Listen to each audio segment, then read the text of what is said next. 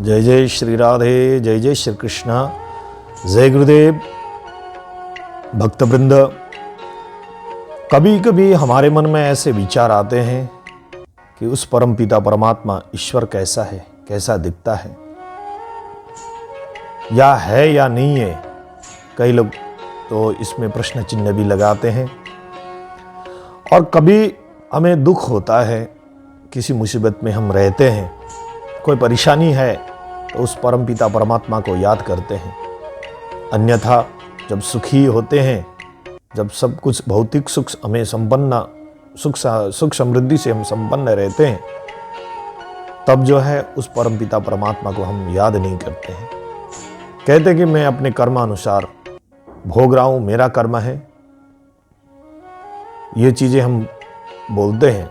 परंतु जब हमें कष्ट होता है, कभी दुख होता है, कभी किसी मुसीबत में हम रहते हैं, कभी कोई कष्ट होता है, तो उस परमपिता परमात्मा को याद करते हैं। तब वो दयालु परमपिता परमात्मा खुशी खुशी अपने जो है बच्चों का पालन करता है, उसकी सहायता करता है। परंतु खुद मूर्ति स्वरूप में नहीं आता है। किसी न किसी जो है किसी व्यक्ति के द्वारा, कोई गुरुजन, कोई मित्र, कोई पत्नी, कोई पति, किसी न किसी रूप में वो सहायता करता है। परंतु हम समझ नहीं पाते, हम लोग जो है समझ नहीं पाते। भगवान श्री कृष्ण ने अर्जुन से गीता में कहा है, ईश्वर सर्वभूतानां हृदयेषुर्जुन तिष्ठति भ्रामयन् सर्वभूतानि यंत्रारूणानि मायया। भगवान कहते हैं कि हे अर्जुन, मैं ईश्वर रूपी प्रत्येक मनुष्य अथवा प्रत्येक व्यक्ति, प्रत्येक जीव के हृदय में निवास करता हूं। और जैसे यंत्रों के द्वारा वाहन चलते हैं, उसी तरह से मैं यंत्र रूप में मनुष्य को, प्रत्येक व्यक्ति को चलाता हूं, प्रत्येक जीव को चलाता हूं। तब कोई मुसीबत आता है हमें, तो किसी व्यक्ति के रूप में वो सहायता के लिए पहुंचता है। परंतु हम नहीं समझ पाते हैं कि ये परमपिता परमात्मा ही है, किसी न किसी रूप में आता है। भक्तजन, एक सुंदर प्रसंग है, कहीं मैंने सुना था। कुछ लोग तो कहते हैं ये इतिहास जो है एक सुंदर गांव था, भरा पूरा गांव था, और उस गांव में एक टीले के ऊपर भव्य मंदिर भगवान का बना हुआ था। भक्तवृंद, एक समय की बात है, खूब तेज बारिश हुई और खूब बाढ़ आने लगा। तो प्रशासन ने ये निर्णय लिया कि जो है गांव को खाली किया जाए, क्योंकि बारिश लगातार हो रही थी और 2-4-10 दिन और बारिश की होने की संभावना थी और पानी हम बढ़ता जा रहा था। तो प्रशासन के द्वारा ये निर्णय लिया गया और सब गांव वाले उस गांव को खाली करने लगे, अपने साजो सामान लेके गांव के बाहर जाने लगे। तो पंडित जी जो मंदिर था, उस मंदिर में पुजारी थे, उनको कहा गया कि आप भी चलें। तो पंडित जी ने कहा, नहीं, मैं तो इसकी सेवा करता हूं, यही बचाने आएगा, मैं नहीं जाऊंगा। बहुत लोगों ने उनको समझाया, लेकिन वो समझे नहीं। इस तरह से गांव सारा खाली हो गया। तो मुखिया जी भी थे, मुखिया जी ने अपने एक सेवक को भेजा कि आप जाके पंडित जी को लिवा लाओ। पंडित जी के पास उस सेवक जाके सेवक ने कहा कि महाराज, अब आप चलें, सब गांव लगभग खाली हो गया है, मुखिया जी और हम बचे हैं, आप चलिए, पानी लगातार बढ़ रहा है, बारिश हो रही है। पंडित जी ने कहा कि मैं नहीं जाऊंगा, वही परमपिता परमात्मा आएगा, मैं जिसकी सेवा करता हूं वही बचाएगा। तब उस सेवक ने बहुत समझाया, किंतु पंडित जी नहीं माने। फिर वो गया और मुखिया जी थोड़ी देर बाद खुद नाव लेके आए। अब तो गांव में जो है पैदल चलना भी मुश्किल था, नाव लेके आना पड़ा।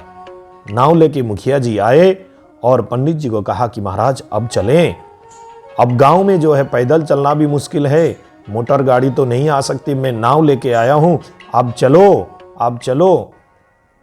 पंडित जी ने कहा नहीं जाऊंगा मैं, ये इसकी सेवा करता हूं, ये खुद आएगा बचाने। काफी बहुत देर तक मुखिया जी ने समझाया, किंतु पंडित जी नहीं माने। वो भी निराश होके गए, उनके हाल पर छोड़कर गए। फिर समय व्यतीत होता गया, अंधेरा छाने लगा, सायंकाल का समय था। अब जो है एक सैनिक गश्त लगाते हुए एक हेलीकॉप्टर में आया और उनको पंडित जी को कहा कि मैं आपको लेने आया हूं। रस्सी के द्वारा नीचे उतरकर पंडित जी ने कहा मैं नहीं जाऊंगा, आप जाओ। तो सैनिक ने उनको काफी समझाया, बहुत समझाया कि पंडित जी देखिए पानी बढ़ता जा रहा है, मंदिर के ऊपर तक पानी जो है बहने लगा, आप कितना ऊपर चढ़ते जाओगे, ऐसा बारिश हो रहा है, इतने पानी बढ़ रही है, ऐसा प्रतीत होता है कि ये मंदिर भी डूब जाएगा, आप चलो। पंडित जी बिल्कुल नहीं माने। पंडित जी ने कहा कि यही परमपिता परमात्मा आएगा, यही गोपाल आएगा, यही राधा कृष्ण आएंगे, मुझे बचाएंगे, आप जाओ, मेरी फिक्र छोड़ो। सैनिक हार मानकर वहां से गए और थोड़ी देर बाद अंधेरा पूरा छा गया। अब जो है पानी और जोर से और तेज से आने लगी और पानी और बढ़ने लगा, करते करते शिखर तक पहुंच गया। पंडित जी ऊपर शिखर तक पहुंच गए। अब जो है मंदिर डूबने लगा। अब पंडित जी को लगा कि अब मेरा बचने का कोई उपाय नहीं है, मैंने गलती कर दिया। तब वो भगवान को कोसने लगे कि तुम निर्दयी हो, मैं तुम्हारी इतनी सेवा किया मैंने और तुम खुद बचाने तुमको आना चाहिए था, तुम आए नहीं। इस तरह से बहुत सारे बातें पंडित जी जो है भगवान को सुनाने लगे। तब आकाशवाणी हुई कि मूर्ख व्यक्ति, मैं कई बार आया, पहले तो गांव वाले के रूप में आया, उसके बाद उस सेवक के रूप में आया, मुखिया जी के सेवक के रूप में आया, और तो और मैं नाव लेके मुखिया के रूप में भी आया, अंत समय में मैं सैनिक के रूप में भी आया, परंतु तुम मूर्ख थे जो पहचान नहीं पाए और तुम जिद करने लगे और तुम्हारी ये दुर्दशा हुई आज। भक्तवृंद, इस दृष्टांत, ये कथा, ये इतिहास से हमें समझना चाहिए भगवान जो है प्रत्येक के हृदय में निवास करता है। और जब हम पुकारते हैं, सुखी होते तो पुकारते नहीं है, जब दुख होता है तो पुकारते, तब भी उस परम पिता परमात्मा हमारा पिता है, जगत का पिता है, तो वो अपने बच्चों की खातिर किसी भी रूप में आ सकता है। जो परम पिता परमात्मा है उसका कोई स्वरूप नहीं है, निर्गुण निराकार भी है, सगुण साकार भी है, और कैसे भी किसी भी रूप में आ सकता है। परंतु जो समय है उसको भापना चाहिए, उसकी जो है हमें समझना चाहिए।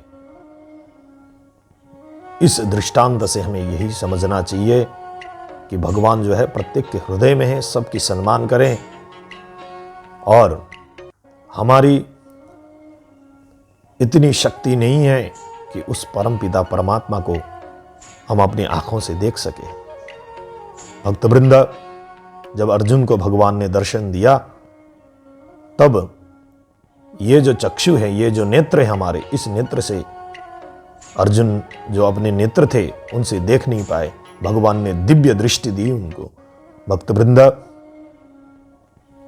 ऐसे बहुत सारे दृष्टांत है, ऐसे दृष्टांत के द्वारा हम अपने जीवन को सफल बनाएं और इस जीवन में सुख शांति समृद्धि के साथ उस परमपिता परमात्मा को हमेशा याद करते रहें और सुख में भी सुमिरन करें, दुख में भी सुमिरन करें। जब सुख में सुमिरन करते हैं तो दुख हमें आएगा भी नहीं। भक्तवृंद, अपने अपने कर्मों के अनुसार हमें फल जो मिलता है, प्राप्त होता है, उसी में आनंद रहें। उस परमपिता परमात्मा को सदा सर्वदा याद करते रहें। जय जय श्री राधे, जय जय श्री कृष्ण, जय गुरुदेव।